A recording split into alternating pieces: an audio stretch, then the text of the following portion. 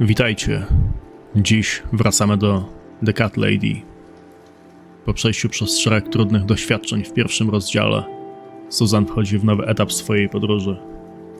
Tajemnicza postać, znana jako Queen of Maggots, przywróciła bohaterkę do życia, dając jej nieśmiertelność oraz cel: pozbyć się 5 ludzi określonych jako pasożyty.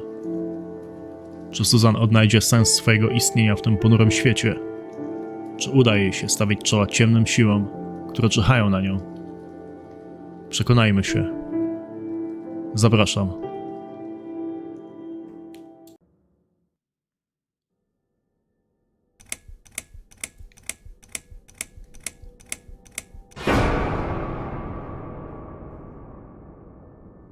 Rozdział 2. Powtórny pierwszy oddech. Yes, I do enjoy fine art. Thank you for noticing. There's a certain raw beauty to it that modern painters often fail to recreate. I always wanted to be an artist myself, but it'll be a long time before I can call myself that. I often say that patients are my canvas, but my job is more about restoration, obviously. I look at the damaged human minds and bring them back to their former beauty. I'm sorry, I'm probably boring you. No, it's not that. It's just... It's been a difficult couple of days. I'd really like to go home. Of course, and go home you will. As soon as we've done this little assessment, okay? You probably know how it works. I've read in your file you used to be a nurse. Yes, I know very well how it works.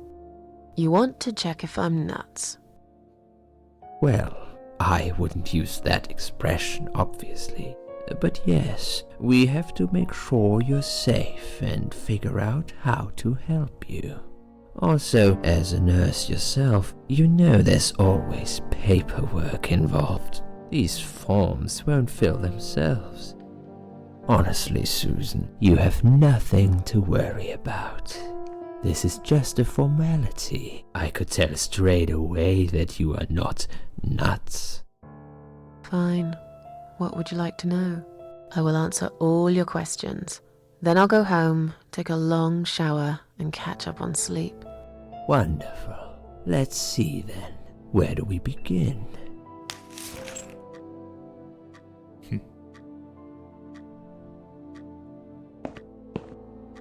She's awake, Doctor.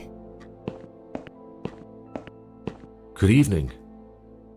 It's good to see you awake at last. You're in the Cedar Lake Hospital. My name is Andrew. I'm one of the doctors. Would you confirm your name for me, please? Susan. Susan. Hi, Susan. I'm glad to see you're all right. You're on the ward now. Your condition is stable. I can see your brain functions just fine and there's no permanent damage of any sort. We've checked your internal organs and they're fine too. You're a very lucky lady, Susan. You might experience extreme tiredness and lethargy for a couple of days, but that should soon pass. I would advise plenty of rest now. The nurses on this ward will take it from here. Please let them know if you need anything. Take care, Susan. Yeah? Please, don't try to speak. What did you say? Don't worry, Mrs. Ashworth. Your arm is fine. No. There was nothing wrong with your arm, darling. Now calm down. Would you like me to get you some water? Let me get you a drink. I'll be back in a second. Nie przynoś wody, tylko wódę. Potem stusiot Janie Pawliło.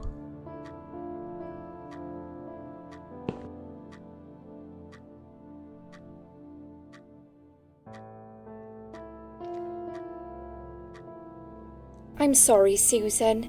Did I wake you? I have to take your blood pressure. 2 seconds and I'm gone. My name is Liz, by the way. I'm Siema. sorry. I know this isn't very nice. Believe me, I hate waking people up just for this. But being a nuisance is part of my stupid job, unfortunately. Oof, I hate this place. Tell you what, Susan. Can I call you Susan? So anyway, I shouldn't say it, but you know I'm going to anyway. You are so lucky. It's crazy. You doing what you've done, and her walking in, seeing what she saw. That was a chance. 1 in a million. I'm not making any sense again, am I? I'm tired. They're working us to death here, you know. Modern day slavery. One day I'll tell them what I really think. I swear I will. Na pewno. And here it is. You've got the blood pressure of an 18-year-old. Just wanted to say you're lucky, I think. And that I hope you've changed your mind about some things. Got to go, but I'll see you later. You take care, sweetheart, yeah?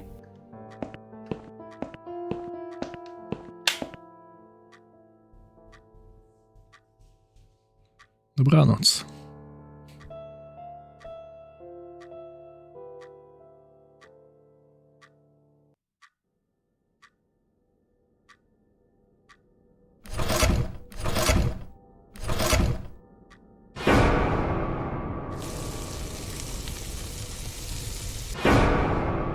No może się pospieszyłem z tym dobranoc.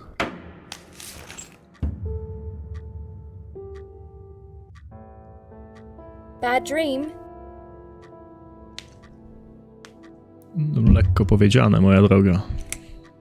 Tak, bardzo złe. Yeah, a really bad one. I knew it. I could see as soon as I came in the room that you were having a nightmare. I guess I shouldn't have woken you up. What was it about? Spłynęłam żywcem, nie pamiętam, to nie twój interes. Nie mamy powodu, żeby być nieuprzejmymi, także powiedzmy bezpośrednio. I was burnt alive. Actually, it reminds me of something that happened the other day. There was this woman on the emergency unit, and she really wanted to smoke, you know? But they wouldn't let her, of course. She wasn't well at all, not just injured, but not right in the head. She was on 10 litres of oxygen through the face mask. She had to stay in bed, she was told. But she wouldn't listen, of course, and as soon as they'd left, she lit up a fag. The whole room went up in flames, and so did she. I guess you didn't really want to know that, did you? That's just me and my big gob. Typical. I never know when to shut up. Jak brzmiało twoje imię ponownie? Co stało się ze mną? Zapytajmy się, jak masz na imię, chociaż oczywiście pamiętam, Liz. What was your name again? I forgot to introduce myself, didn't I? I always do that. So sorry, Susan. My name is Elizabeth. But you can call me Liz, like everyone else. You're here a lot. Every time I open my eyes, I see you. They make auxiliaries do crazy hours here. Seriously, I feel like I've got no life sometimes. I'll be here till the morning. To be honest, I keep coming here to hide. Please don't give me away. I just want to rest my legs for 2 minutes, that's all. Pewnie będziemy milczeć, jak grób. Co się stało ze mną? What happened to me? Well, how much do you remember? I took some pills and I fell asleep in the chair. I remember how the room kept spinning around me slowly. I felt so calm. And then...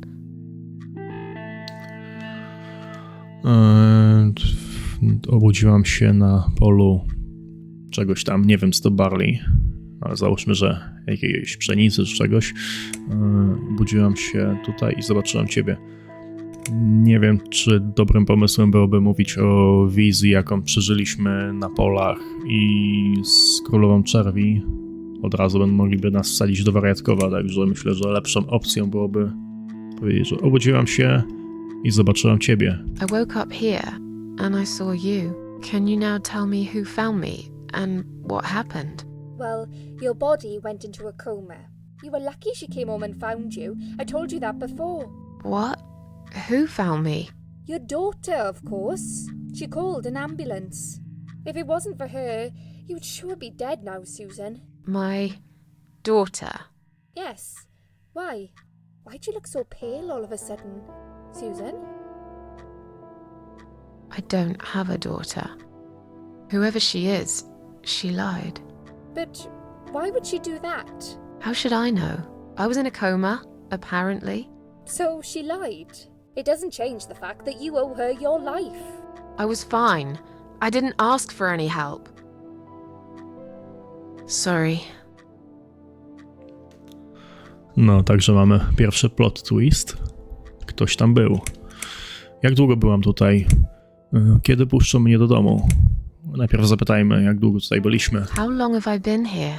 I was told you arrived at the hospital at 7 in the evening.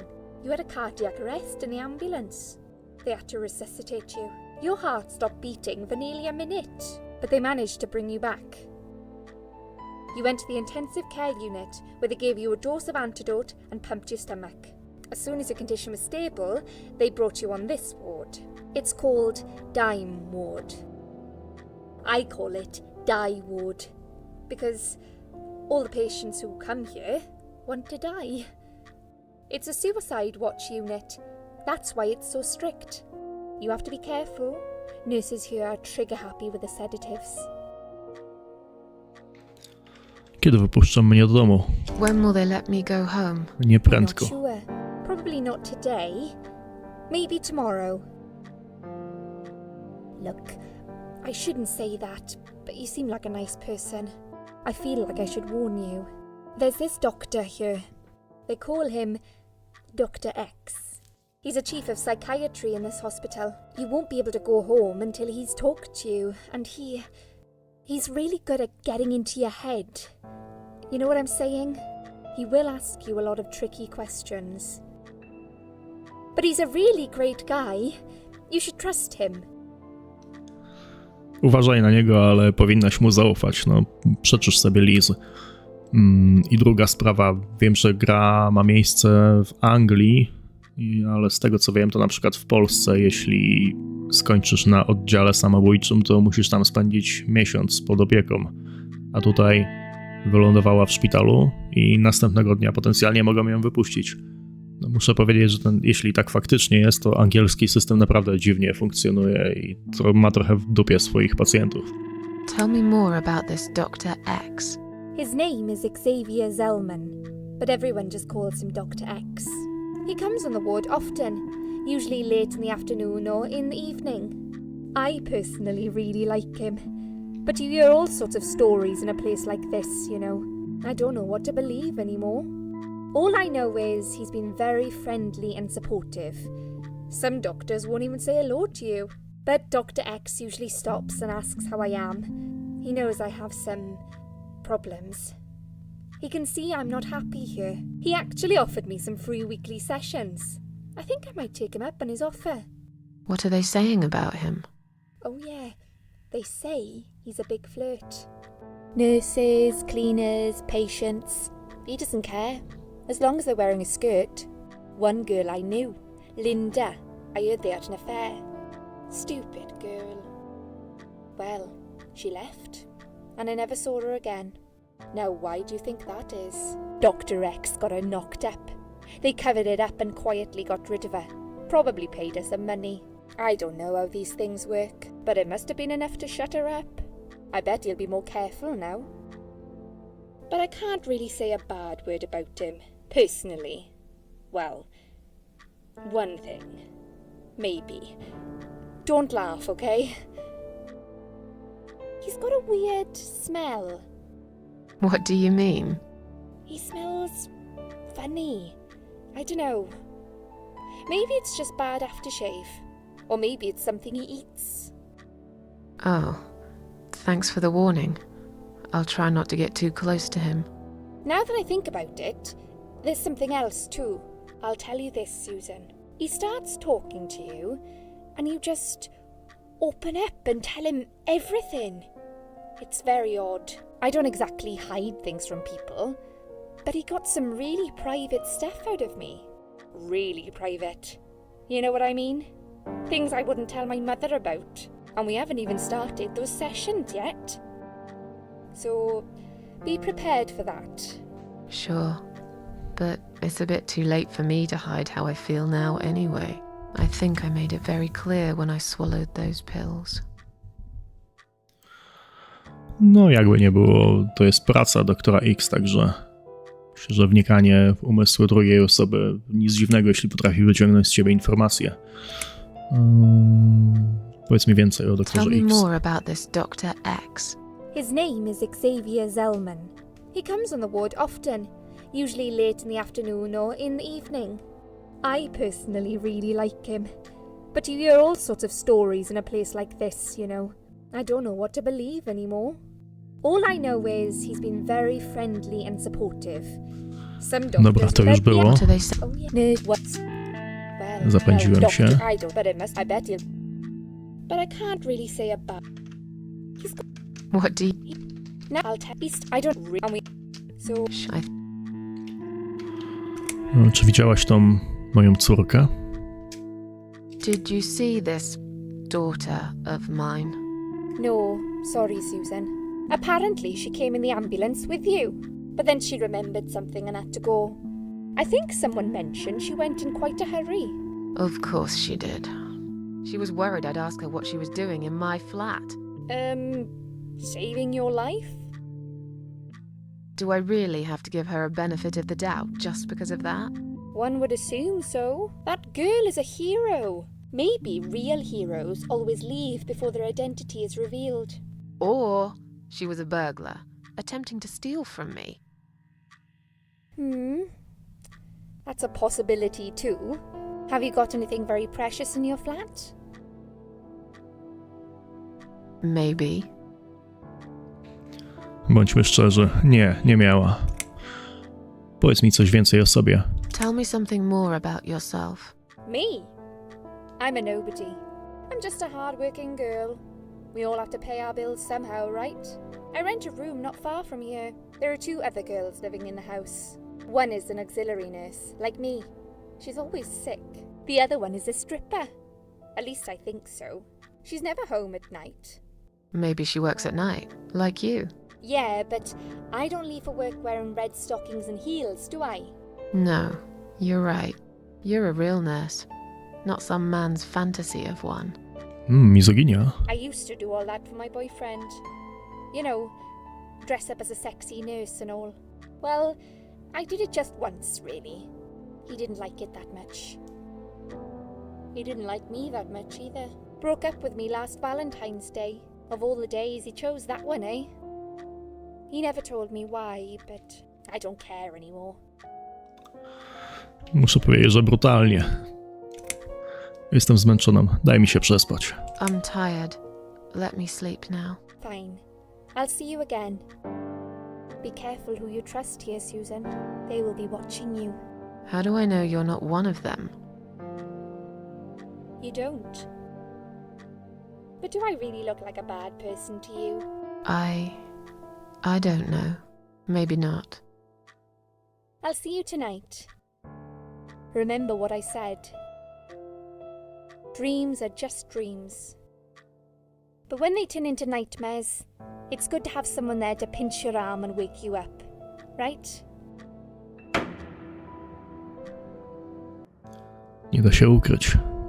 We'll start with a little chat about your childhood. I want you to be as honest as possible.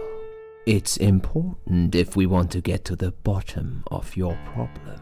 Count to 10 and tell me when you're ready, Susan. Może najpierw powiem co nieco o Liz. Jako introwertyk niezbyt przepadam za bardzo wygadanymi ludźmi, ale w jakiś sposób kreacja Liz odpowiada mi. Byłbym w stanie ją przeżyć jako człowiek gdzieś w swoim otoczeniu. No, niektórych po prostu się lubi, innych nie. Dawaj. Gadamy. This isn't all about whether you're nuts or not, like we said before. It's about finding what has caused how you're feeling now and creating a working solution. In order to achieve that, I need to get to know you better. Can we talk about your childhood first? Your parents. When you're a child, your life revolves around them. What was your father like? Did you have a good relationship with him? Tak, był wspaniałym ojcem. Nie był dobrym ojcem dla mnie. Dorastałam bez ojca. Dobra, miałam świetnego ojca. Yeah, I had a great dad. Jakby nie było, wyrosła na teoretycznie porządną I osobę have z very problemami, fond ale memories of my father. He was always there for me, no matter what I did. He never got angry or upset. I suppose I never really gave him any reasons to be. I was a good child, not perfect. But then again, no one's perfect. Whatever made me try to kill myself, it definitely has nothing to do with him. Where is he now? He died 6 years ago. Cancer. Do you miss him? Of course I miss him. How can you even ask me that? It's my job to ask these questions, Susan. Let's talk about your mother now. What was she like? Would you care to tell me about her?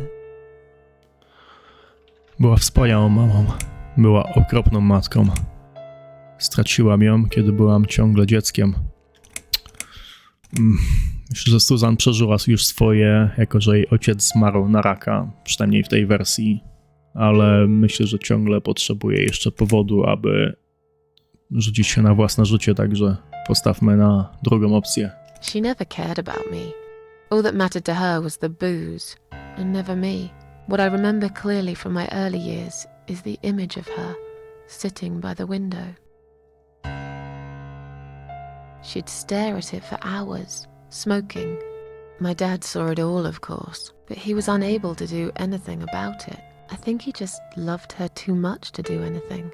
They argued a lot.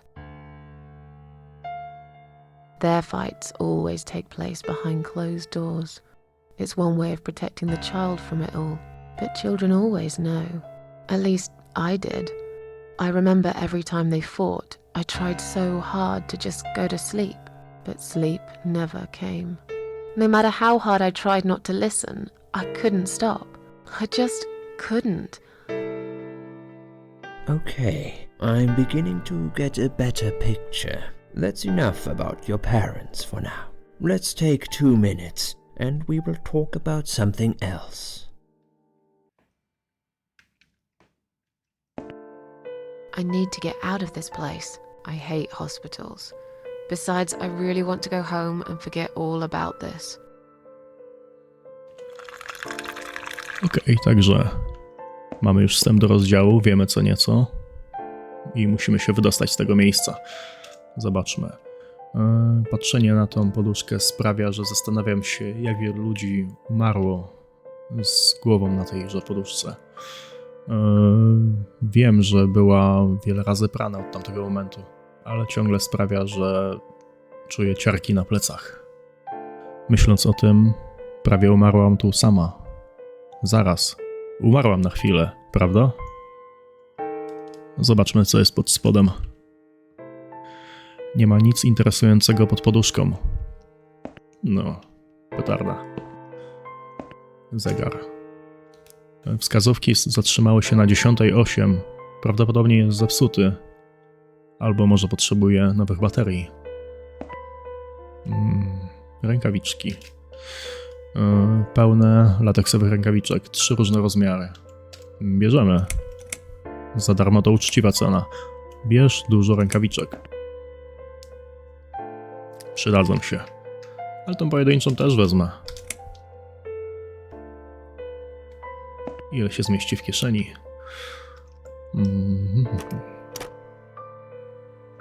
No i dobra. Przejdźmy się.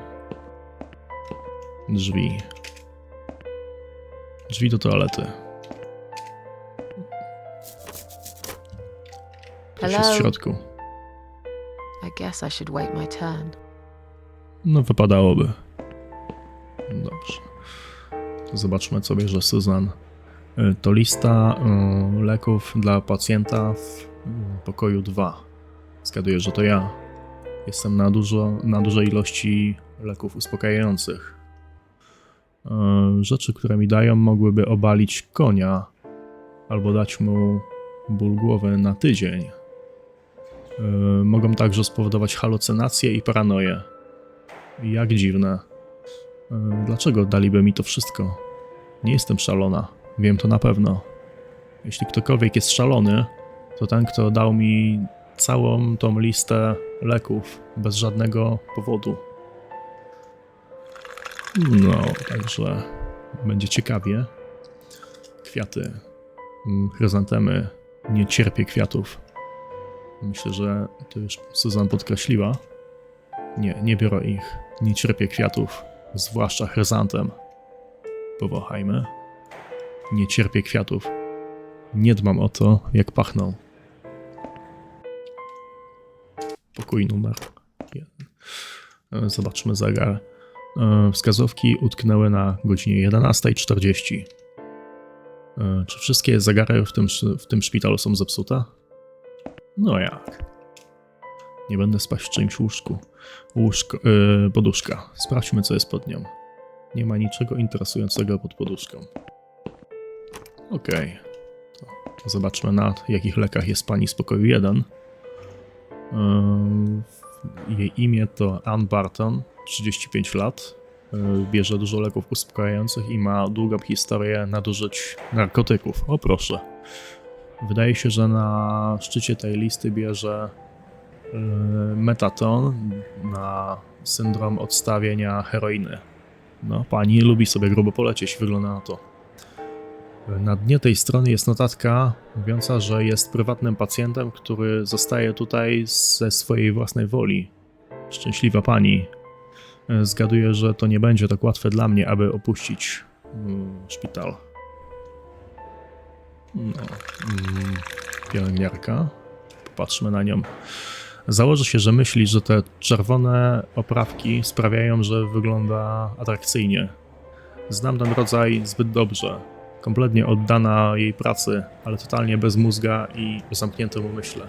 No, szybko przychodzi ocenić Susan ludzi, ale nie powiem, w tym przypadku się nie myliła.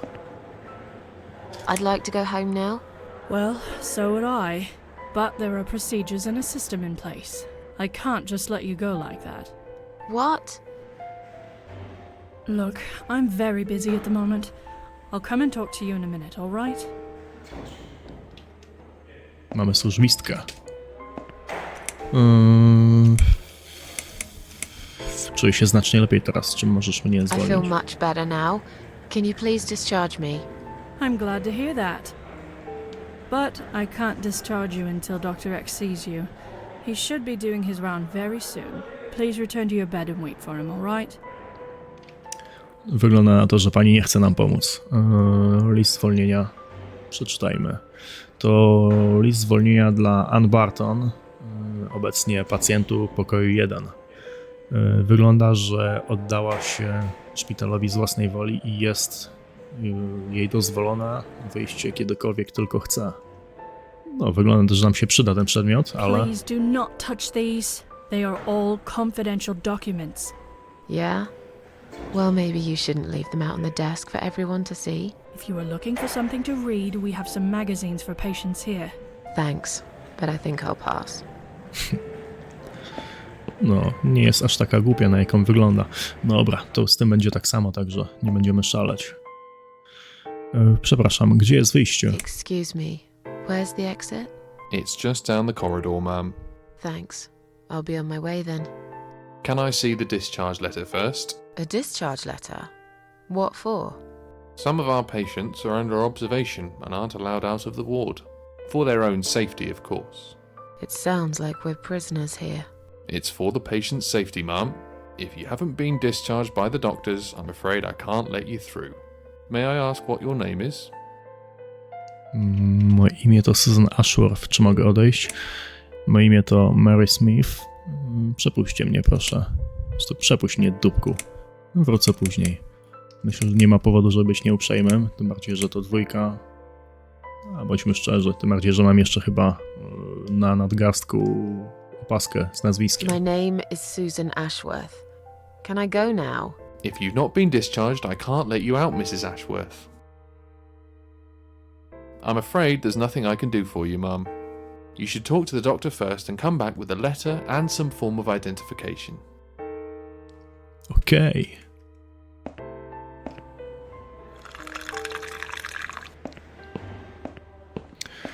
Także w tym momencie musimy znaleźć jakiś sposób, żeby odwrócić uwagę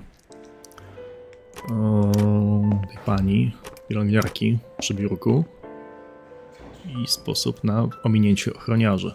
Wygląda na to, że to jest pacjent pokoju 2. O Boże, wygląda jakby była zakręcona.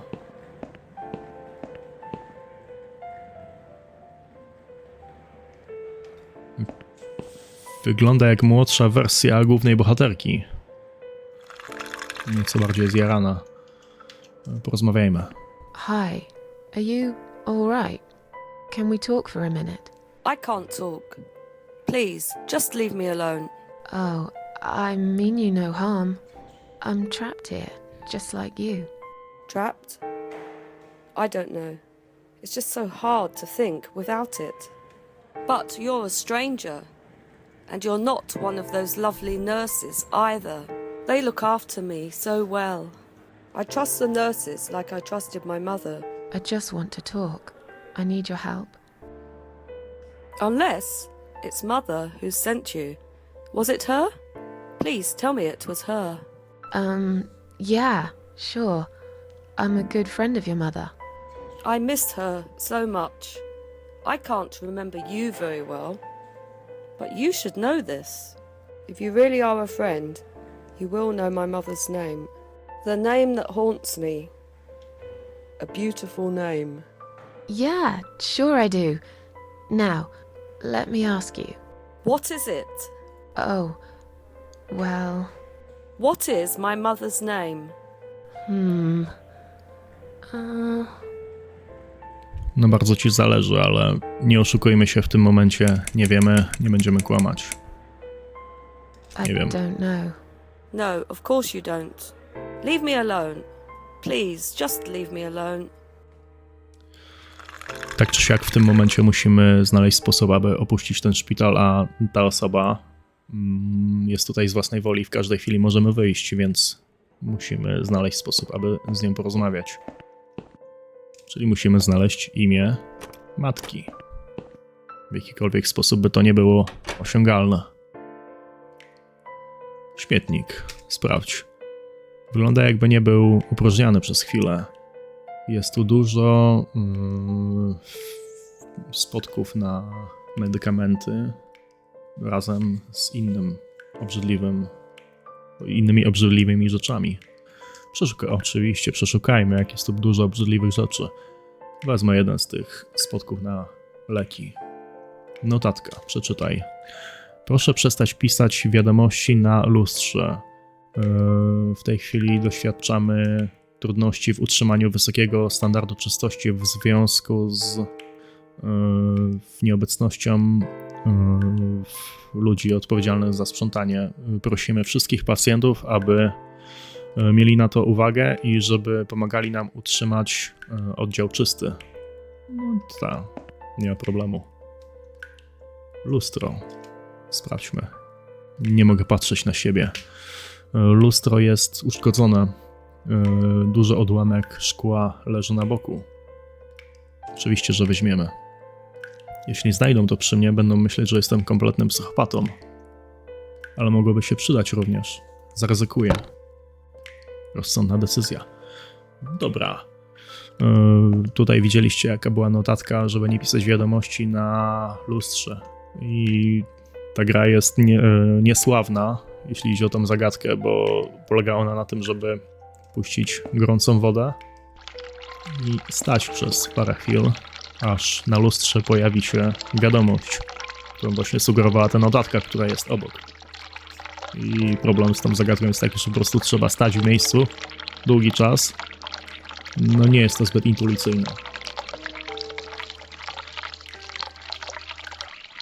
Czyli mamy już ale.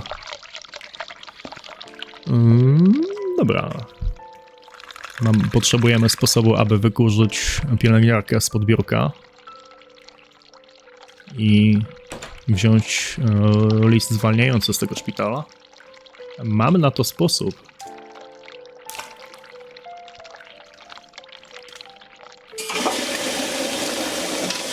Nie ma to jak zapchany kibel. I dzwonimy.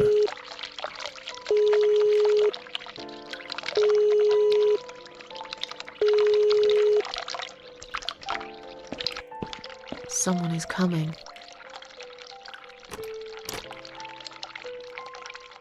Have you rang the bell? Is there an emergency? The toilet's blocked. What?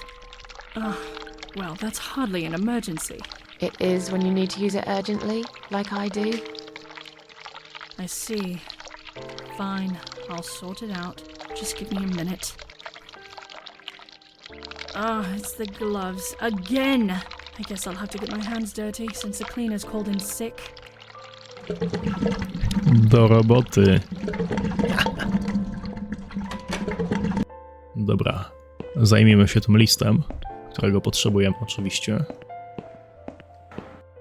A jako, że nikt go już nie pilnuje, bierzemy. Tak, to właśnie to, czego potrzebuję, aby wrócić do domu. No i git.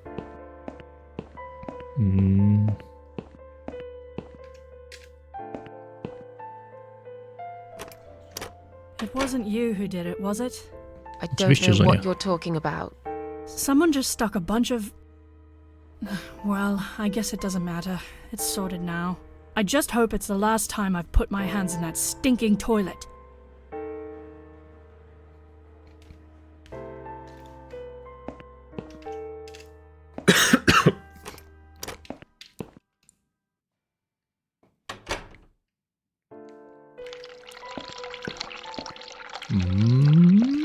Dobra, dzwonimy jeszcze raz.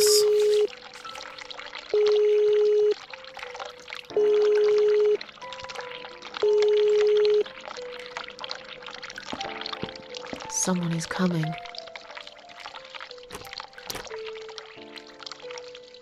Have you rang the bell? Is there an emergency? Chciałem ci przypomnieć, że jestem gotowa, aby pójść do domu. Przycisnąłem to przypadkiem, wybacz.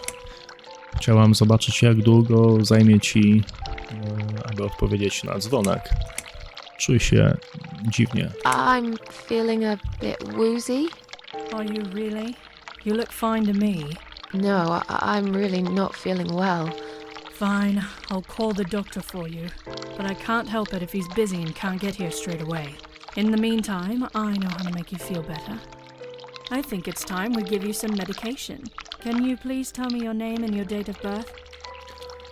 Susan Ashworth. Żartujesz sobie ze mnie?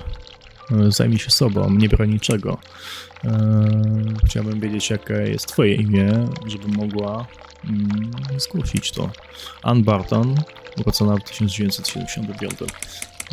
Nie sądzę, że kłamstwo będzie dobrym pomysłem także. Susan Ashworth, 24th of May, 1970. I'm just going to check your name band now to confirm that. That's fine. That's fine. I'd like you to drink this liquid, please. It will help you relax. It will help you relax. No po co się tu wezwaliśmy, także bierzemy. That's a good girl. Now, drink it down. You'll feel much better. No trzymam za słowo.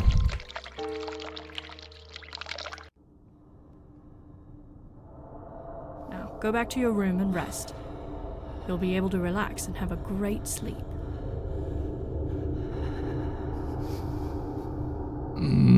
No, wygląda na to, że narkotyki nam niezbyt pomogły. Przepraszam, leki. Mamy tutaj literki Sha.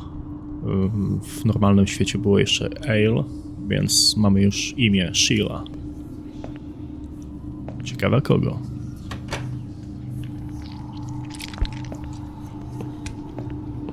No nie wiem, co to było, co mi podali, ale chcę.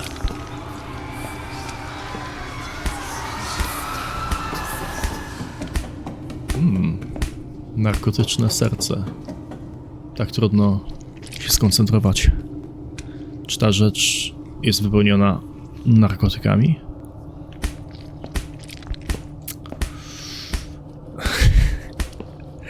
Wygląda na to, że tak. Nie podoba mi się. Pamiętajcie, nie wszystkie narkotyki są złe. Niektóre są zajebiste. Wypełnię to tym narkotykiem. Oczywiście żartujemy. Pamiętajcie, narkotyki to zło. Nie bierzcie ich pod żadnym pozorem. Wchodzimy do siebie.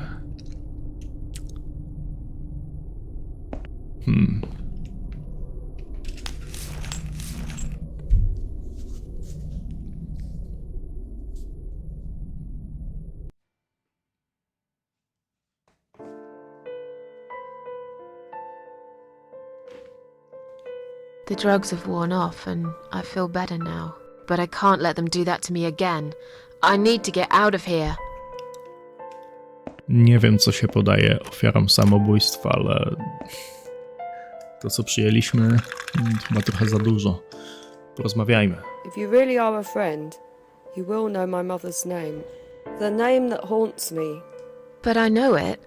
Let me just think for a second. Sheila. Sheila. Yes. It was my mother who sent you, after all. I'm sorry I didn't believe you. But my head's all messed up. So, let's have a little chat, sweetheart. Wiesz, jak się stąd wydostać? Do you know how to get out of here? We're not supposed to get out. We must stay here. Do what they say. Take pills they give us. Sometimes, if I behave, they give me the red stuff. I wait for it. I'm being good. What is this red stuff? It's a drug. My favourite one. Red stuff takes the pain away. I must stay here. Good nurses have been most kind. They always remember. They know I'm suffering.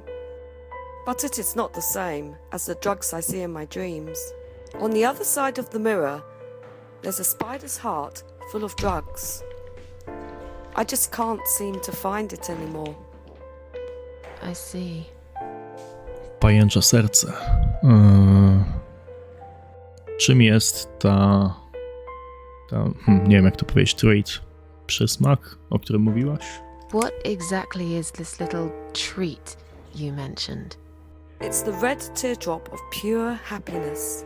They bring it, I drink it down, and my pain goes away. Without it, I just feel so angry. It's like I'm going crazy. It's funny, but I just get so fucking angry sometimes. I'm dying, I think. We're all dying, I heard. She said I'd go to hell for it, but I didn't do anything. I didn't know. Does he know? Who? Him! Ten zespół? Okay. No, probably not. I need the red medicine. I need it now. I must be a good girl. I must be a nice girl. Maybe I could get you some of that stuff. Do you know where they keep it? Oh, they have it hidden well. You can't get there. Or maybe you can. I see it in my dreams sometimes. It's where the nurses are. But in my dream, there are no nurses there. I see it, but I can't get it. It's so near, and yet so far. I can still hear the broken heartbeat of the spider's heart. Taka smutna rzeczywistość bycia w szpitalu psychiatrycznym. Miałem niestety przyjemność odwiedzić kogoś w takim miejscu i widok ludzi, którzy są po prostu ogłuszeni lekami. To jest tragedia. I jak potem wrócić do życia?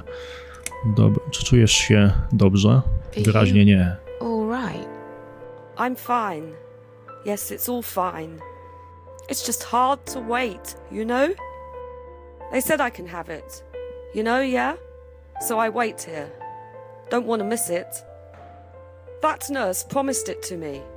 The one with the red glasses. But I think it's been 3 hours already. Why are they late? Do you think something happened? Do you think she changed her mind? Because I swear if she did, I will hurt myself again. I swear to God, I will hurt myself again. I'm sure they'll be here in a minute. They're probably just very busy. That's all. Także widzimy, że już, kurczę, pani tutaj jest tak zdesperowana, że ucieka się do takich metod otrzymania narkotyków. Ten stan umysłu straszny. Podzielisz się ze mną? Jak masz na imię? Feel like sharing? What's your name? There is nothing to share. Everyone died. Everyone. And my treat, my red stuff, it's not the same. I keep lying to myself. I'm a mean little liar. Always have been. This vein, you see, it goes straight to my heart. That's why it hurts so much. I wish I could, just one more time. But it's all lost now. Everything. I was always happy to settle for a consolation prize, you know? Co ty na to, żebyśmy zamieniły się opaskami z imieniem? How about we swap our name bands? Oh yeah, I don't mind. But that would be like a favour to you, yeah? Well, technically, you wouldn't lose anything, because I'd give you my name band instead. Does that make any sense? Sure, yeah. I do want something better in return though. I'm not that stupid. I know you'll use it to get out of here. Oh, I never said you're stupid. I just really want to go home. Please understand. That's fine. I don't mind. I'll give it to you if you get me the red stuff. What do you say? I thought nurses give it to you anyway. No, not that. I'm talking about the real thing. Something you can only get in the world of dreams. Now that is something special. Is it safe? It's perfectly safe. Okay. Nie przekonałaś I'll see mnie. what I can do. Porozmawiamy później, okej? I'll talk to you later, yeah? Yes, go. Be careful. They're watching us. And remember, we must be nice to earn the red stuff. Always be nice. Poor woman. Mamy już czerwone specyfika, ale przypomnijmy, że pacjent z pokoju 1 jest tutaj z powodu uzależnienia od heroiny, także no nie czuję się z tym dobrze, aczkolwiek no, gra od nas tego wymaga, także proszę. I've found the thing you asked me for, but are you absolutely certain it won't harm you? Don't be silly. Of course it won't. A co ma powiedzieć Śpun? Oczywiście, że nie skrzywdzi I jej. hope you know what you're doing. Can I have your name band now, please? Yes. No matter what they say, I do keep my promises. What do they... You know what? It doesn't matter. Thank you for your help. Okej, wygląda na to, że mamy wszystko, co jest nam potrzebne do opuszczenia tego szpitala, także nie ma co marudzić. Żegnamy się. Sorry, Mom, can't let you through. We'll need to see a discharge letter from your doctor first. Here. Are you happy now? Yes, that seems fine. Can I just check your name band to confirm that you are indeed Anne Burton? Oh, all right. I didn't realize you knew how to read. There you go. Can I go Ale now? chamsko. Of course. Thank you, Mom. We'll see you soon. No, you won't. Now get out of my way.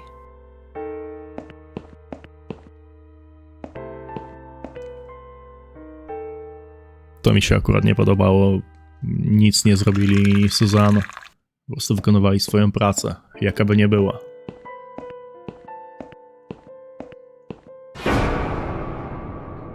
O. And you must be Susan Ashworth. Well, perhaps I am. Do you mind if I ask you where you're heading to? I was just going for a little walk, stretch my legs, get some fresh air.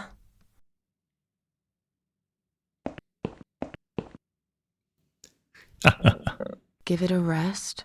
I'm not going anywhere. Miss Ashworth, please relax. There's been a mistake. You have been prescribed wrong medication. I apologize sincerely on behalf of my team and the hospital, but luckily we managed to spot it on time. On time? You have no idea what I've been through? Once again, I'm truly sorry. I promise no more drugs will be given to you. I personally guarantee you will have a good, peaceful sleep tonight, and you can be discharged in the morning. Why can't I go tonight? I want to go now. I'm really sorry, but we can't legally discharge suicidal patients without a full psychiatric assessment. It's too late for it now, but I promise we'll have a chat in my office first thing in the morning, okay? And then you can go home. Is that all right? I haven't really got much choice, have I? Now I'd like to ask you some questions about your life, Susan. You might find them very personal, but it's important that you answer me as honestly as possible. Fine. Let's get it over with then, shall we? I'd like to go home at last. Of course, I understand. So, Susan, let's see. Are you living alone at the moment?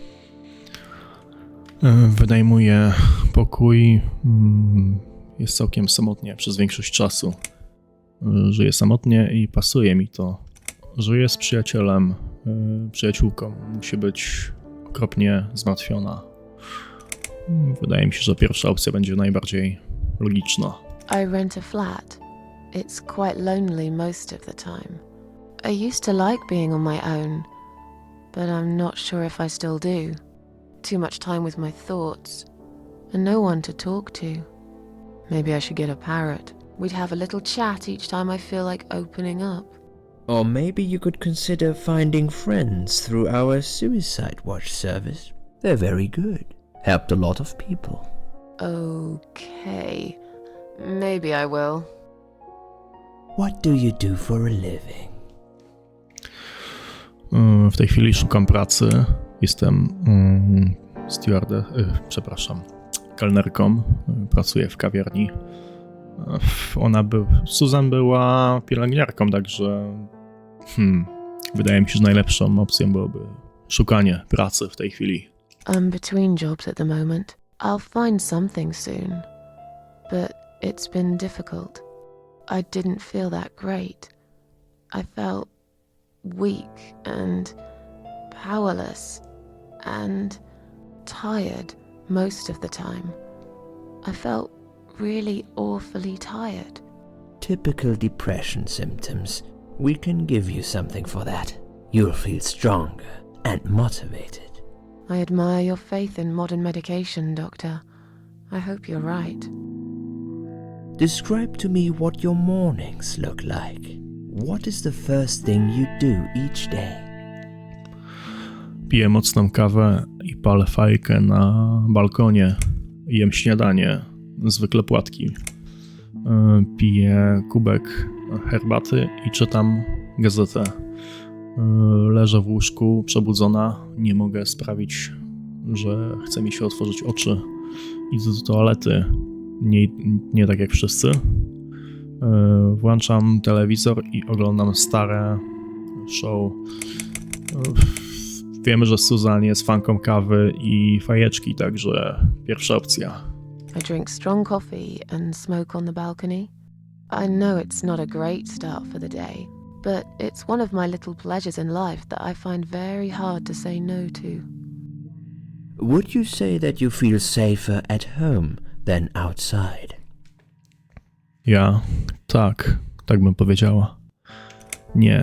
Nie czuję się tam bezpiecznie. Myślę, że dla każdego ten dom jest taką bezpieczną przystanią. Mimo że Susan jest samotna, to ona nie lubi ludzi. Ciężko jest jej z nimi się dogadać, tak, że tam, gdzie nie ma ludzi, tam leży jej bezpieczeństwo. I suppose. It's not really about safety. I've just felt sad for a long time now. Really sad, you know? somehow it brings me down even more when I go out and see all those happy, successful people. It makes me feel more like a failure. If I don't see it, it doesn't hurt that much. What do you think is missing in your life? Or rather, what is one thing that you think would make your life better? Byłoby dobrze mieć więcej pieniędzy, zgaduję. Dobry przyjaciel, ktoś, komu mogłabym w końcu zaufać. Ja wiem, że to dziecinne, ale chciałbym lepiej wyglądać. Coś, za co warto walczyć, wiesz. Powód, dla którego warto iść do przodu. Susan nie wydaje mi się materialistką. Myślę, że też nie zwraca za bardzo uwagi na swój wygląd. Przynajmniej w tym stanie. Nie wiem, jak było przed epizodem, że się tak wyrażę, więc powiedziałbym, że albo dobry przyjaciel, albo powód do życia. Ale tak wnioskując po notatce, powiedziałbym, że to, czego jej najbardziej potrzeba, to po prostu drugi człowiek. A good friend. Someone I could finally trust. But I can't see anyone will turn up anytime soon. I've become a social hermit. People avoid me. You'll have to try to open up a bit. Hopefully the suicide watch worker will work with you on that. Don't think it'll help much. I heard they're not very good. Really? Sorry to hear that. Have you ever attended group therapy for depression or some other form of counseling? Tak, nie pomogło za bardzo, jak widzisz. Nie jestem pewna, że to dobry pomysł.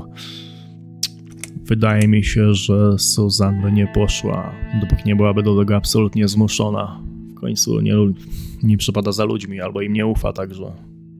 A myślę, że w tym przypadku byłby to dobry pomysł, który pomógłby jej, także nie skorzystając z tej opcji, sprawiła właśnie, że zbliżyła się do tego, co zrobiła, także. No, I'm not sure it's a good idea. Especially the group therapy thing. I'd hate it. You should at least give it a go first, and then decide. If you don't like it, we can think of something else, yeah? If you insist. But I doubt it'll help. Do you have problems sleeping? Każdej nocy. Rzadko. Zwykle śpię dobrze. Myślę, że pierwsza opcja. Every night. I take pills for that. There aren't any left now, though. In the light of recent events, I think you should stay off those pills for a while. I suggest you drink some hot milk before bed instead. Would you describe for me how you feel at the moment? Czuję się dobrze teraz. Zdecydowanie lepiej niż przed wypadkiem. Czuję, jakby cały świat był przeciwko mnie. Ciężki wybór, ale postawiłbym na opcję drugą, bo spotkanie z królową czerwi, może ten strach przed śmiercią, może ten nowy cel w życiu, to, że może pokonać te pasożyty, może nadało jej taki cel, nawet mimo, że nie widzi go teraz, to jest tam gdzieś na horyzoncie, także. Definitely better than before the accident. Good. Hopefully you can now move on from here. With a bit of luck you will enjoy life again. Suicide attempts often have that effect on people. Same as near-death experience. It makes you realize that you're not ready to die yet. Do you find it hard to concentrate? Nie, niezbyt. Tak, czasami.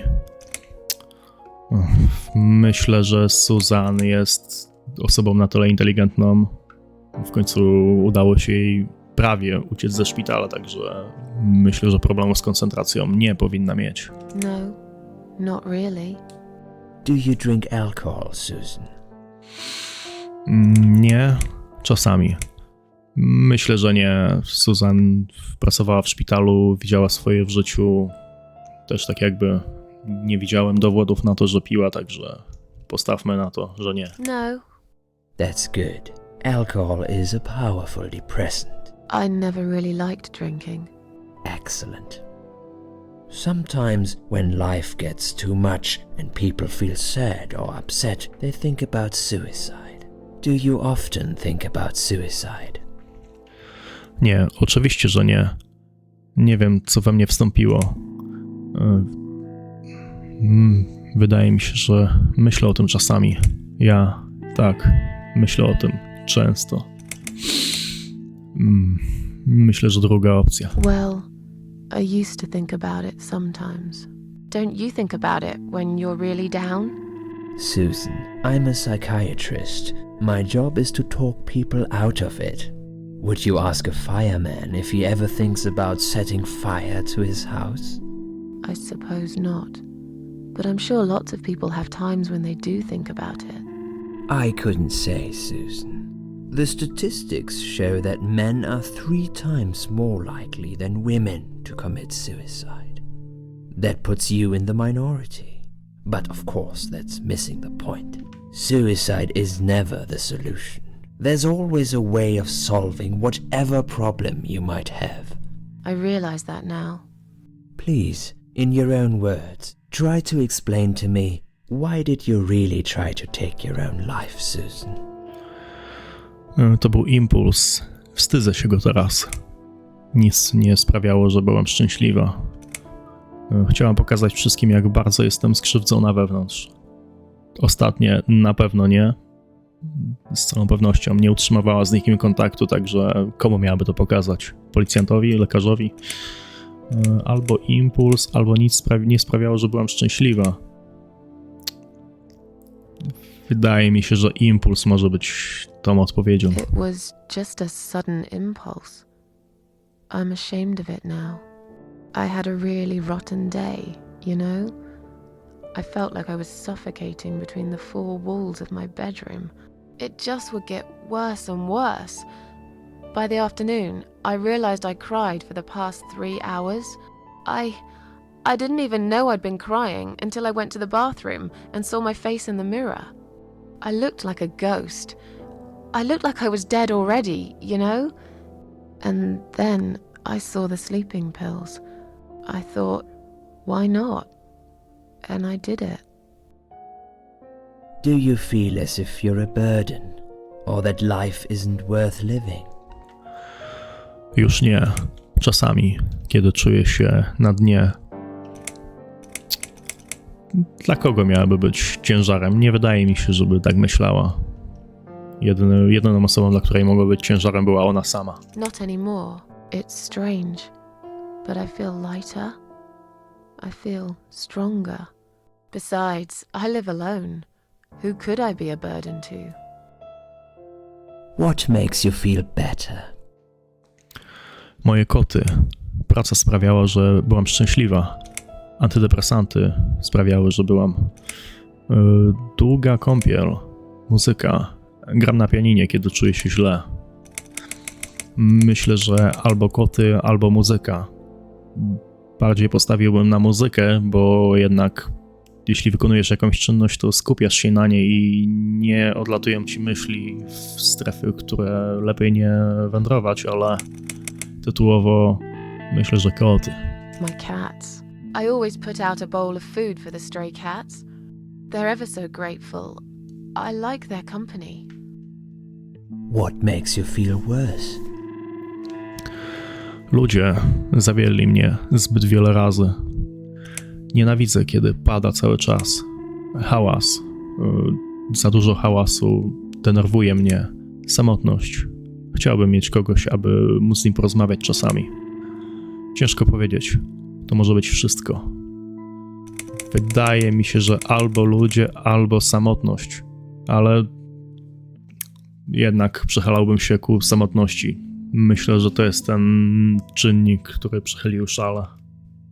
Loneliness. I wish I had someone to talk to sometimes. And yet you seem to avoid people. Because they're only interested in themselves. Not all of them, surely. I'm beginning to think you are actually afraid of finding a friend because it would force you to come out of your shell. Call it what you like. I'll sure be glad when I find the right person someday. Have you imagined your funeral and how people will react to your death? O, nigdy nie myślałem o tym. Prawdopodobnie nigdy by nie przyszedł. Wyobrażam to sobie często. Miałem nadzieję, że ludzie czuliby się winni. Myślę, że ostatnia opcja odpada. Susan nie jest aż taką egoistką, żeby sprawiać, żeby ludzie czuli się źle i mieli jakieś wyrzuty. W tym razie kto? Prawdopodobnie nigdy nie przyszedł, tak myślę. Probably nobody would come anyway. Can you imagine it? Now that's a sad picture. Loved by no one. Missed only by some cats. No tears shed for me. No flowers on my grave. But that's okay. I never liked flowers. I wouldn't miss that. Finally, I'd like you to tell me about Eric. Eric? Yes, your husband. I believe this might be important. What can you tell me about your relationship? What had happened between you two? Kolejny plot twist. Właśnie dowiedzieliśmy się, że Susan ma bądź miała męża. Ja nie chcę o tym rozmawiać. To nie ma nic wspólnego z nim. Czy mogę iść do domu? Nie ma już nic, o czym moglibyśmy rozmawiać. Robi się późno. Czy możemy porozmawiać o tym kiedy indziej? Myślę, że druga opcja jest troszkę zbyt agresywna. Czwarta taka zganiająca. Powiedziałbym, że albo nie chcę o tym rozmawiać, albo nie ma już o czym rozmawiać. Myślę, że... There's nothing to talk about. Fine. I suppose you've opened enough for one day. Okay, one more question. This is just a formality, but I have to ask, are you going to do it again? That's a hard one. I don't know. But hey, I've got it. The answer is no, I'm not. Thank you very much. Excellent. We are nearly done here. There's just one more thing I must clear with you. What exactly happened last night? Well, after I'd met you outside the ward yesterday, I went back to my room and fell asleep. I slept really well, considering what happened earlier. But then someone woke me up. It was the same nurse who was so friendly with me the first night. She said we needed to talk. We must go, Susan. You are not safe here. But Please, you must follow me. Quickly. Moja wygadana przyjaciółko, za tobą na koniec świata I jeszcze went dalej. after her. The ward seemed very quiet. It must have been late at night. Hurry! Wait for me. Tell me what's going on here.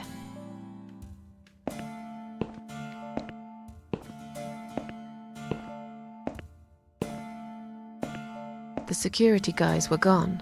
She pointed at the corridor and said, You go first. I'll explain everything in a minute.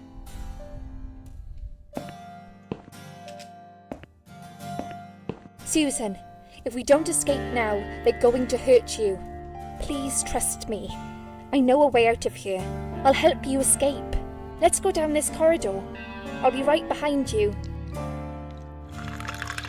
Nie podoba mi się to, ale w całym tym cholernym świecie myślę, że dla Susan Liz była jedyną przyjaciółką albo kimś najbliżej tego określenia, także pozostaje nam jej zaufać.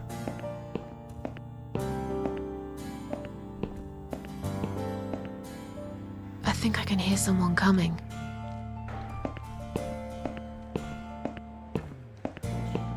Damn it! We can't go through there. Let's turn back, Susan. I know another way.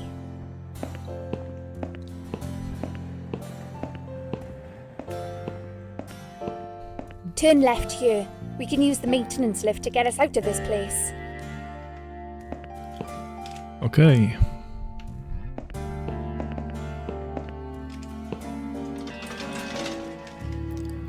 Tylko nie wiem jak wy, ale ja bym raczej uciekał w dół, do wyjścia, a nie do góry.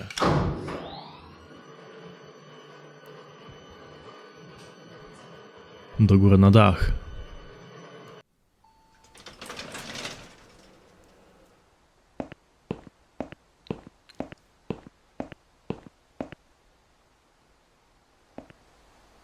What are we doing on the roof? Liz.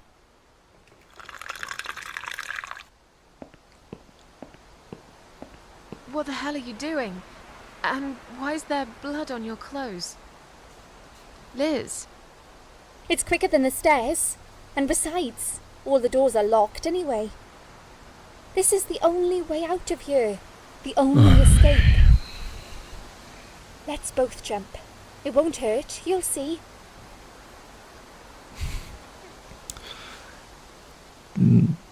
Przez cały ten czas trwania gry w jakiś sposób polubiłem Liz, albo tą kreację, jaką stworzyli twórcy. Nie podoba mi się, w jakim kierunku to zmierza. Postradałaś umysł, złaś, już. To zły pomysł, złaś, porozmawiamy. Myślę, że pierwsza opcja jest zbyt rozkazująca w tym przypadku. Nie postąpiłbym w ten sposób. Lepiej na spokojnie porozmawiać. This is a bad idea. Calm down and we'll talk. I've made up my mind. I need to end this suffering now. Besides, I have no one to live for anyway. No one ever listened to me. No one ever cared. Ja słuchałem. I listened. You're a nice girl. You have your whole life ahead of you. You listened. Did you really? Of course I did. You talk a lot, but I've always been a good listener. I liked talking to you. So do you remember that story then? The one I told you the other night? The one about the woman in A&E? O, cholera. Dobra, nie pomylmy się, nie chcę. Zaginęła i później została odnaleziona w toalecie. Ta jedna, która kopnęła ochroniarza w krocze. Tak, paliła fajkę i spłonęła w łóżku. Zeskoczyła z dachu i złamała kręgosłup. Aktualnie nie sądzę, że powiedziałaś mi tą historię. Tak, to była ta historia z fajką i tlenem. Yeah, she smoked a cigarette and burned in bed. Okay, you have listened. Maybe you're right. Or maybe it was just a blind guess. Ta, zgadłem sobie, że spłonęła w łóżku. Wait! Please stop and think for a second. Did you not hear what I said? I have no choice. Yes, you do! You can choose to come back inside with me and we'll just forget this like it never happened, okay? Do you remember that other thing I told you? I'm sure I told you about my flatmates. Did I tell you what one of them does for a living? I bet you don't remember that. To pamiętam, stripteaserka. Jest hostessą, jest stripteaserką, jest włamywaczem, jest stewardessą. Jest stripteaserką. She's a stripper. Yes. Or at least that's what I think she is. You've listened. I just wish other people did. I'm sure they do. It can't be that bad. What do you know? Why do you care anyway? I don't want you to make the same mistake I did. I thought you of all people knew how it feels when you're trapped and you can't trust anyone. Look, I'm sure there must be someone who cares about you. My colleagues don't care, my family don't care, even my fucking boyfriend never cared. He said he needed to go find himself. Did I tell you when he broke up with me? Walentynki w święta, w urodziny, w dzień ślubu. To były oczywiście walentynki, ale taka refleksja w tym momencie. Zobaczcie, jak łatwo Susan pomagać innym, ale sobie już nie chciała pomóc. Jak łatwo jest z tej innej perspektywy dostrzec, że zawsze jest jakaś opcja, ale kiedy patrzymy na siebie, już nie jest tak prosto. Walentynki. On Valentine's Day. Yes. Valentine's Day. You and I could have been good friends, you know. You really listened to everything I said after all. I'll be back. When you need help, I'll be there, Susan. But right now, it's time for me to let go. Nie.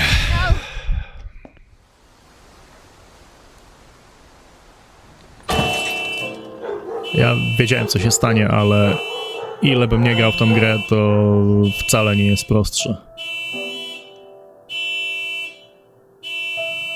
To jeden z najbardziej przykrych momentów w graniu, jeśli idzie o moją karierę.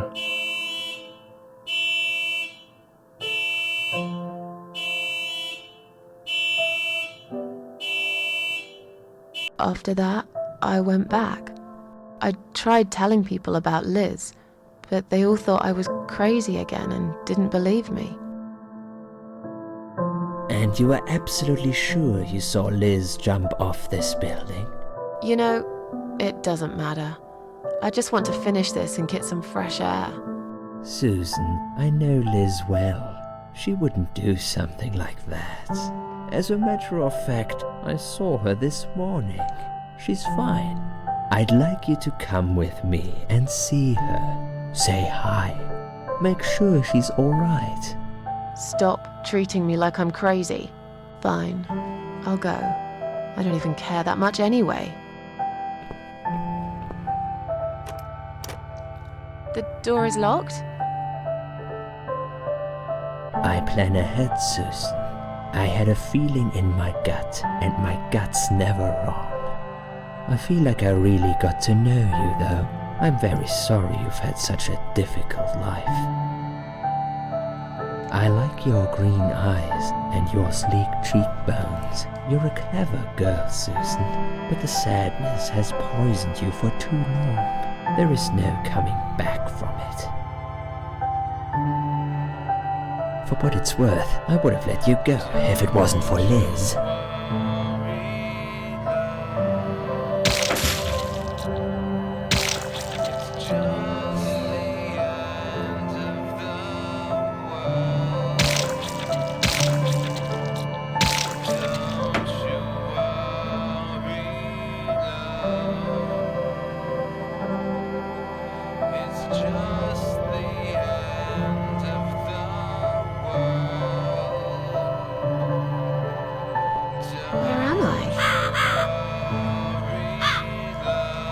Jak to ktoś powiedział w tej grze, cierpieniu nie ma końca.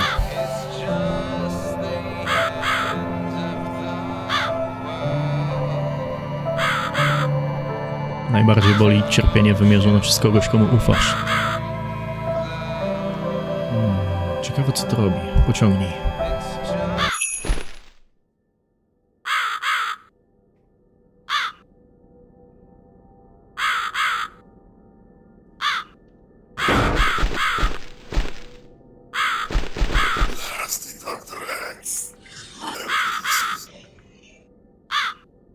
Who are you? I am the Crow, of course. I will get you out of here. Unless Susan wants to stay. I thought so. There are 2 doors leading out of this place. One of them will simply take Susan back to where she belongs. But behind the other one, there is a great reward for her. It's something she always wanted. Something she longs for every single day. Where are those doors? I can't see them.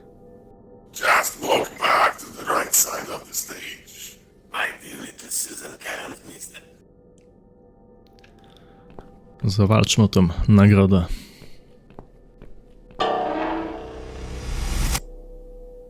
Does Susan like my girls? I knew she would.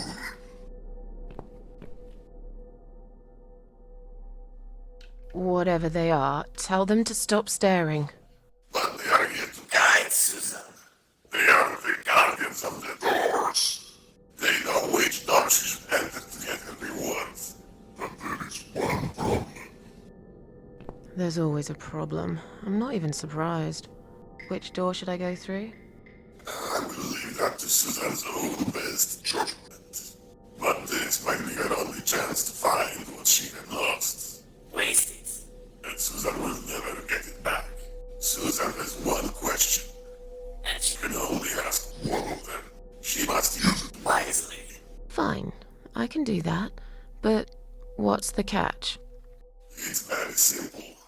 One of my girls always tells the truth, while the other one always lies. And I'm guessing you can't tell me which is which? It's something I've forgotten myself a long time ago, Susan. But does it really matter?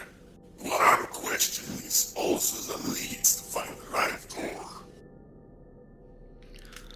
Okej, tu mamy klasyczną zagadkę, która występuje chyba w połowie gier, jakikolwiek. Sprawdźmy. Chciałbym, żeby przestała na mnie patrzeć. Obraź. No powiem, ciekawa opcja. You're just an ugly, disgusting, disfigured, foul, hideous thing. No, gruby pocisk. Dobra. Wszyscy wiemy, na czym polega ta zagadka. Które drzwi wskazałaby druga lalka? Tak, jeśli zapytamy prawdomówną lalkę, jakie drzwi wskazałaby lalka, która kłamie, wskazałaby drzwi, do których nie powinniśmy wejść. A jeśli zapytamy lalki, która kłamie, odpowie nam, że lalka, która mówi prawdę, wskaże złe. Czyli musimy zadać to pytanie i wejść do drzwi, które nie będą wskazane. Tak oczywiście zrobimy. Ładujemy się.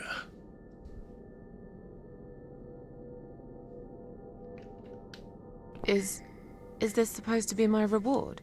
Flowers? I hate flowers. You lied to me. You lied. Więc to ty byłeś tą lalką. Kwiaty, weź. Did you really think there would be anything precious waiting for you here? Look at the lovely roses. Just like everything else in the room. They just turn into ash.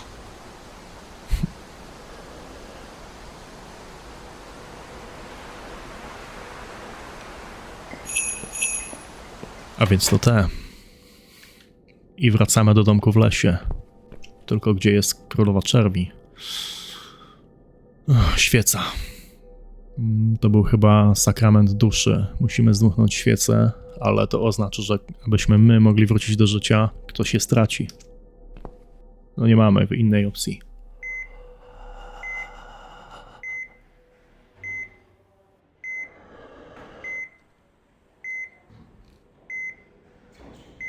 Wygląda na to, że tym razem padło na osobę, która jest już na końcu swojej ścieżki, także przynajmniej tyle.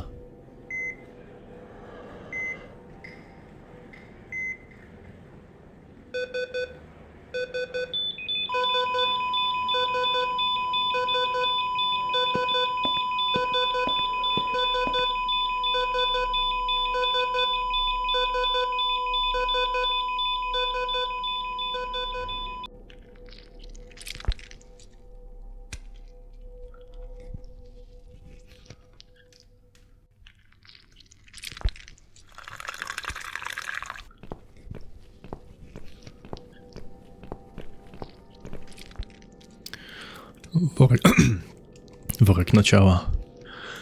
To szpitalny worek na ciało. Otwórz. Tak się nie otwiera.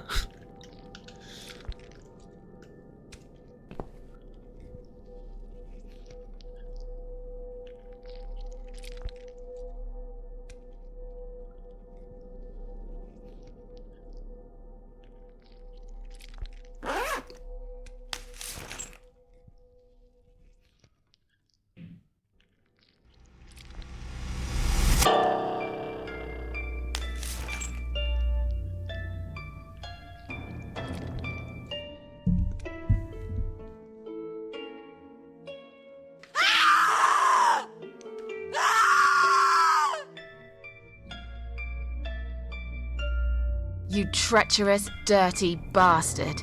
I opened my heart to you, and you stabbed me to death in cold blood. You'll pay for this. I swear you will. But this means the old woman was right. I can't die. I'm immortal. I think it's time to find out how very mortal you are, Doctor. Pora na zemstę. Czy to notatka samobójcza, którą napisałam? Dlaczego ktokolwiek by ją umieścił na ścianie? Nie ma co czytać, bo na początku gry akurat ją widzieliśmy. Ciało. Kolejna nieszczęśliwa ofiara zabójcy. Ten jeden wygląda, jakby był martwy od dłuższego czasu. Worki na ciało. Przynosi swoje ciała tutaj w szpitalnych workach na ciała. Żelazny pręt. Kawałek żelaznego pręta tkwi w piersi tej dziewczyny. Oczywiście potrzebujemy go także. Przykro mi, ale weźmiemy.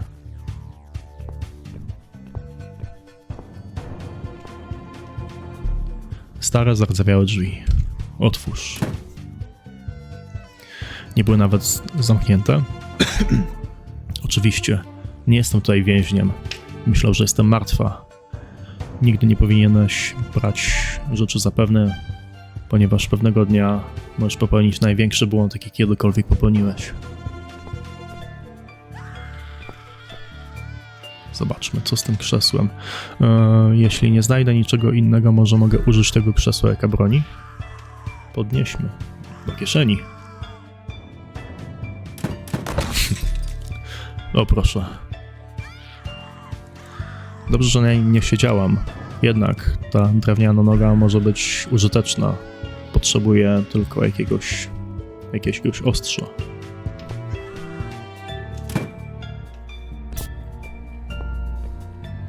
Mydło. Bierzemy. Lepiej, żeby nie upadło. Zlew. Puścimy gorącą wodę. Wrzucimy mydło.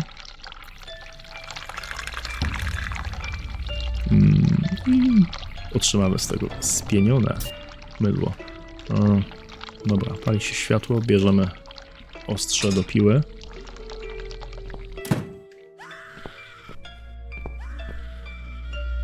Dama z łasiczką. No, bardzo mi się podoba. Sprawdź, przeszukaj ciało. To ciało jest w stadium rozkładu. Kiedy prawdziwa sztuka trwa wiecznie, modele doktora niedługo rozlecą się. Ten chory mężczyzna.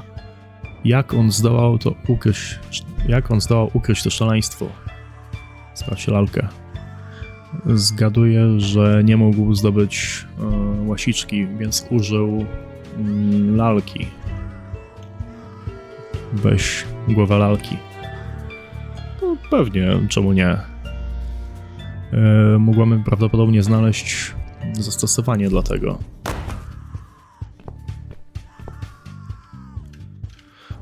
Niebezpieczeństwo znak. Wygląda na to, że to miejsce było zamknięte dawno temu. Pewnego dnia, kiedy wreszcie je zburzą, wszystkie dowody zostaną pogrzebane pod gruzami. Liz, sprawdź. Boże, to Liz. Ale to niemożliwe. Rozmawiałam z nią ostatniej nocy. Próbowałam powstrzymać ją przed skokiem, ale jednak tutaj jest, przybita metalowym prętem. Wygląda na to, że była martwa dużo dłużej niż mi się wydawało. Czy ona tutaj naprawdę jest? Już martwa? Liz, przeszukaj ciało. Jej kieszenie są puste. Połóż.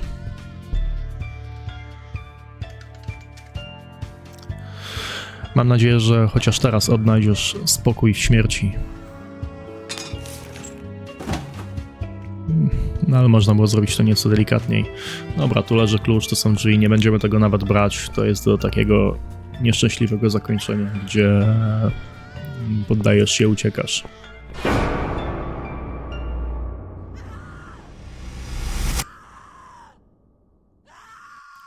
O Boże. Widziałem coś takiego wcześniej. Żywe obrazy.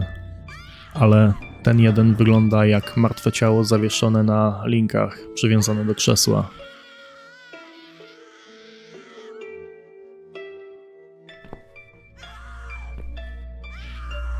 You're gonna pay for this, you bastard.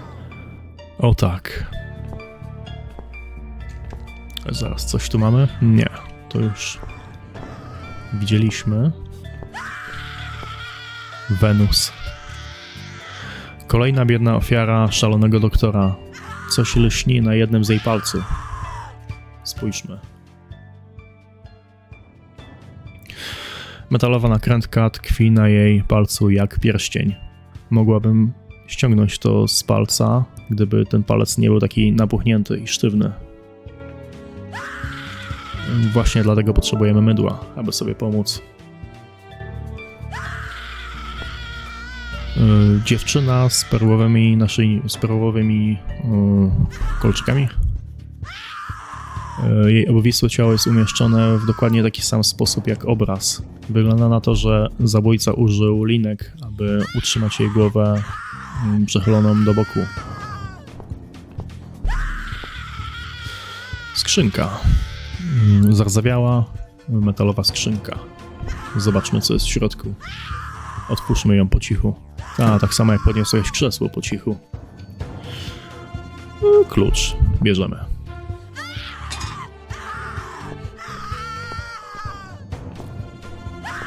Tutaj było pomieszczenie, do którego nie weszliśmy. Zobaczmy. Szkielet.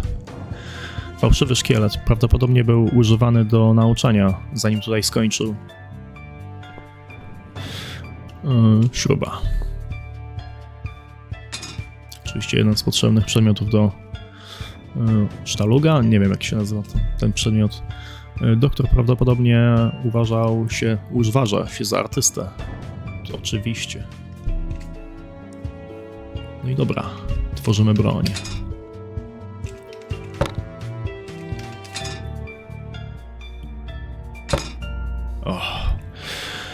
Powinnam zabezpieczyć górę broni teraz, aby ostrze piły zostało w miejscu, kiedy go użyję. Przejmę do głowy. O tak, mogę ją wziąć. No powiem, że chyba nawet w średniowieczu nie mieli takiej fantazji, żeby stworzyć taką broń, także... Kolejny pręt. Śruba. Śruba musi być zabezpieczona w miejscu, inaczej wszystko się rozleci. Oczywiście potrzebujemy do tego nakrętki. Teraz potrzebuję tylko ją zakręcić. I użyjemy do tego klucza. Broń jest ukończona. Myślę, że to czas, aby odwiedzić doktora. Także poszaleliśmy, mamy 2 sztuki broni i jesteśmy wściekli za to, co uczynił doktor, także najwyższa pora, aby odwiedzić gagatka.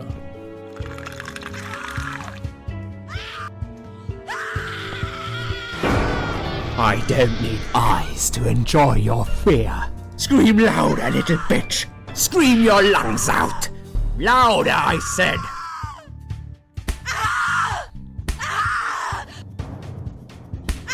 Yes, this is by far my favorite of songs. Would you like me to dance for you? Unlike you, I know all art needs to be appreciated. Your scream is like a poem without words. No chłop ma fantazję. On nosi maskę i ma związane oczy. Jest przekonany, że jestem martwa i nikt nie wie o tym miejscu. Wygląda na to, że popełniłeś duży błąd, arogancki dupku. Your body, an instrument. I never thought you had it in you. And yet you make every fiber in my body tremble with excitement. Your body will forever be admired by those like me, who understand the only pure and true form of art.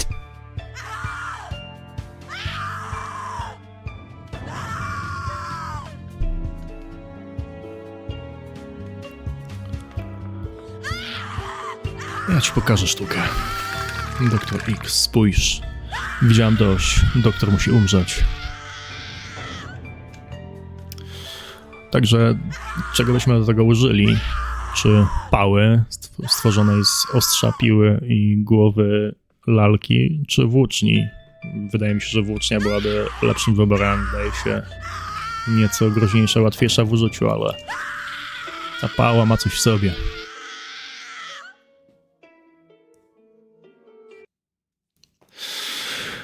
Poczujesz niewielkie zatrapanie. Co tam, doktorku? Wierzysz w karmę, doktorze? Zobaczmy się w piekle. Nie mów nic. Wiecie co? W takiej sytuacji myślę, że nie chciałbym popełnić błędu, jaki popełnia każdy złoczyńca w filmach, czyli przydługa przemowa przed bohaterem, który ma w tym czasie czas, aby zareagować, ale jednak to odniesienie do Królika Baxa Nie mogę go pominąć, przepraszam. What's up, Doc?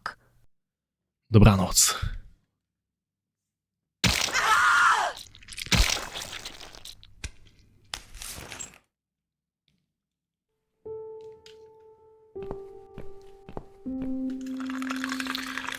Ciało doktora X. Wreszcie dostał to, na co zasługiwał. Mam nadzieję, że gnije w piekle. Dziewczyna. Wygląda na to, że uratowałam życie tej dziewczyny. Ale dlaczego wciąż czuję się tak wściekła? Odwiąż.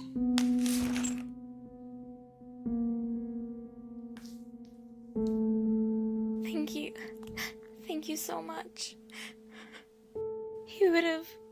He would have killed me. Like the others. The animal. You gave him what he deserved. Who are you? Moje imię to Susan Ashworth. Nazywają mnie Cat Lady. To nie ma znaczenia. Zapomnij, że mnie widziałaś. Po prostu idź. Na pewno nie Susan Ashworth, bo jakby nie było, dopiero co wyszła ze szpitala psychiatrycznego, gdzie kurował ją ten psychopata, także pewnie wróciłaby do innego szpitala na jakąkolwiek ewaluację, czy coś w tym stylu. Zresztą myślę, że Susan ceni sobie prywatność. O, postawmy na tytułowe Cat Lady. They call me the Cat Lady. Now get out of here. Call the police. I'm going home. I tak właśnie kończy się rozdział 2 opowieści The Cat Lady. Zapraszam do wyzywania, hejtowania, łapki w dół i do zobaczenia, mam nadzieję. Trzymajcie się.